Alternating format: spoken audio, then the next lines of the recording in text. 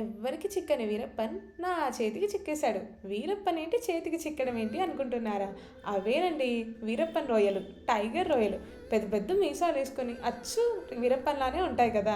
నాకైతే చూడగానే వీరప్పనే గుర్తొచ్చాడు.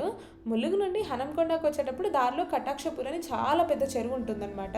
Warangal people and Medaram వెళ్ళే వాళ్ళకైతే కంపల్సరీ ఐడియా ఉంటుంది. అక్కడ చేపలు, రొయ్యలు అన్ని రకాలు చాలా ఫ్రెష్గా దొరుకుతాయి. చాలా రకాల చేపలు, రీజనబుల్ ప్రైస్ ఉంటుంది. లైవ్ కావాలంటే మీరైతే కంపల్సరీ వచ్చి ఇక్కడికే తీసుకోండి. హనంకొండ నుంచి ఒక 20 కిలోమీటర్స్ దూరంలో ఉంటుంది. మేమైతే కేజీ టైగర్ రొయ్యలు తీసుకుంటే మాకు 1/2 కిలో వచ్చింది. మేము వీరప్పన్ రొయ్యలు అయితే తీసుకోలేదు, ఎందుకంటే ఎక్కువ వేస్టేజ్ పోతుందని. దానికంటే చిన్న రొయ్యలు, వీటిని నాటు రొయ్యలు అని కూడా అంటారనమాట. చాలా టేస్ట్ ఉంటాయి.